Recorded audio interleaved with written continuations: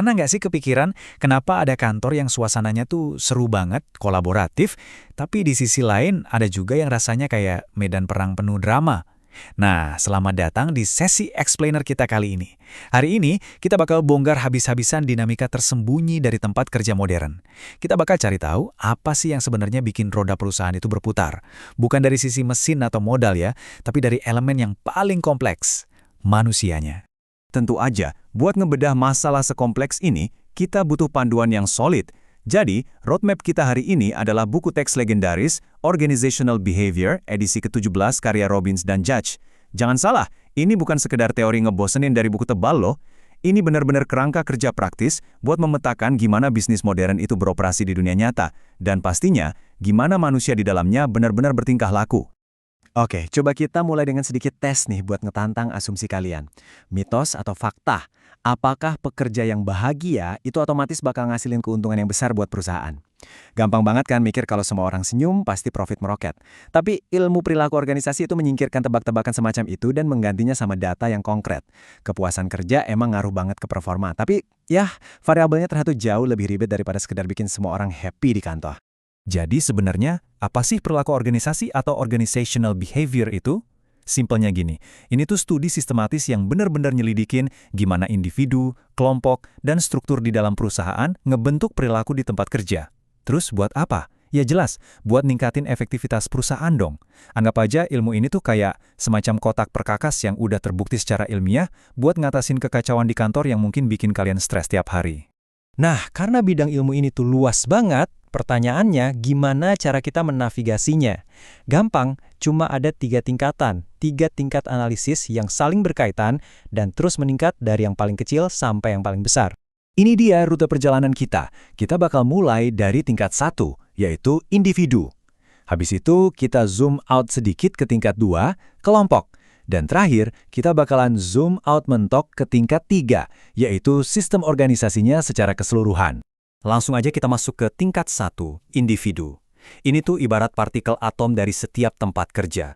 Gini, waktu seseorang masuk ke kantor, mereka tuh bukan sekedar robot berlabel akuntan atau manajer marketing. Mereka ngebawa segudang variabel tersembunyi, mulai dari latar belakang mereka yang beragam, sampai ya mood mereka hari itu. Belum lagi kita ngomongin kepribadian bawaan, apakah mereka ekstrovert yang doyan banget ngobrol, atau introvert yang super analitis. Semua itu ngebentuk gimana mereka ngambil keputusan loh. Jadi manajemen itu sebenarnya nggak cuma berhadapan sama deskripsi pekerjaan, tapi sama psikologi manusia yang utuh dan sangat kompleks.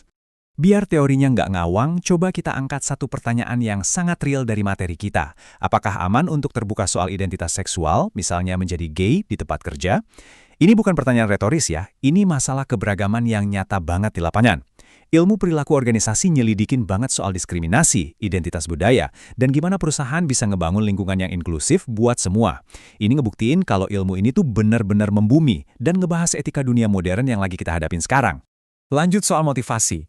Apa sih yang benar-benar bikin orang mau push diri mereka buat berprestasi? Kita semua pasti tahu pepatah klasik, uang nggak bisa beli kebahagiaan.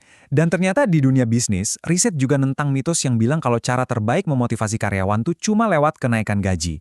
Gaji emang penting, pastinya, tapi ngasih fleksibilitas, kayak opsi remote working atau bikin program apresiasi karyawan yang tulus, itu seringkali punya daya dorong jangka panjang yang jauh lebih powerful. Sip, sekarang kita zoom out sedikit ke tingkat kedua, kelompok.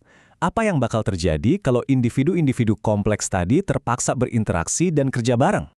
Satu hal yang super menarik di sini adalah bedanya kelompok kerja biasa sama sebuah tim. Kedengarannya sama kan? Padahal beda banget. Kelompok tuh biasanya interaksi cuma buat bagi-bagi info aja, biar masing-masing bisa ngerjain tugasnya sendiri-sendiri. Nggak ada sinergi di situ. Tapi kalau tim, tim itu ngasilin sinergi positif karena usahanya benar-benar terkoordinasi. Jujur aja, ngubah sekumpulan karyawan biasa jadi tim pemecah masalah yang solid, itu salah satu PR paling susah buat para manajer. Dan realitanya, nyatuin banyak orang itu nggak selalu berakhir dengan sinergi yang manis. Kadang kalian harus ngadepin situasi kayak, gimana sih caranya survive dari bos yang kerjaannya marah-marah terus? Ini nih realita pahit dari dinamika kekuasaan di kantor. Emosi, stres, dan gaya kepemimpinan seorang atasan, mau itu yang inspirasi atau malah toksik parah, punya efek domino yang masif banget terhadap kesehatan mental dan komunikasi di dalam sebuah kelompok. Ngomongin bos yang suka marah-marah otomatis bawa kita ke topik tentang konflik. Tapi tunggu dulu. Apakah konflik di kantor itu muncul secara acak? Ternyata enggak loh. Konflik itu ngikutin proses yang sangat bisa diprediksi. Mulai dari bibit ketidakcocokan, terus pelan-pelan emosi mulai mendidih alias personalisasi, sampai muncul niat tertentu. Nah, niat ini akhirnya meledak jadi perilaku nyata, kayak debat panas atau saling sabotase. Endingnya, ya berujung pada hasil. Apakah konflik ini malah ngebantu benerin sistem, atau justru ngancurin tim itu sendiri? Kalau kita paham tahapan ini, kita bisa motong masalahnya sebelum makin runyam. Sekarang, mari kita zoom out sekecil-kecilnya ke gambaran yang paling makro. Tingkat 3, sistem organisasi. Di skala raksasa ini, ada kekuatan-kekuatan invisible tapi massive banget yang diam-diam mengatur kehidupan kita sehari-hari di kantor. Pemain utamanya adalah budaya organisasi, kebijakan HR atau SDM, dan manajemen perubahan. Struktur nentuin siapa harus laporan ke siapa, budaya ngebentuk nilai apa yang dianggap penting, dan kebijakan HR yang milihin siapa aja yang boleh masuk ke ekosistem ini. Semuanya ngebaur jadi satu mesin perusahaan yang super besar. Coba kita tes insting kalian lagi nih. Mitos atau sains, apakah budaya sebuah organisasi itu bakal bertahan selamanya? Budaya perusahaan yang kuat kadang emang rasanya nggak bakal bisa diubah, kayak udah mendarah daging gitu ya. Tapi sains nekenin banget kalau lingkungan itu terus berubah. Teknologi juga makin canggih. Jadi budaya yang dibikin sama para founder belasan tahun lalu nggak bisa terus-terusan statis. Perusahaan yang sukses wajib banget terus adaptasi dan nerapin manajemen perubahan. Kalau nggak, ya budayanya bakal mati dan ketinggalan zaman. Nah, kebijakan-kebijakan makro tadi pada akhirnya ngebentuk apa yang kita sebut sebagai siklus hidup karyawan. Hari pertama kalian masuk, dimulai dari proses rekrutmen. Masuk bulan ketiga, mulai deh ada adaptasi budaya dan training. Lewat dari 1 tahun, mulai kerasa tuh yang namanya evaluasi kinerja. Dan pas masuk tahun ketiga, karyawan bakal dituntut buat bisa navigasiin yang namanya manajemen stres dan adaptasi terhadap perubahan organisasi. Ini tuh siklus yang terus muter buat ngejaga aset perusahaan yang paling berharga, ya orang-orangnya.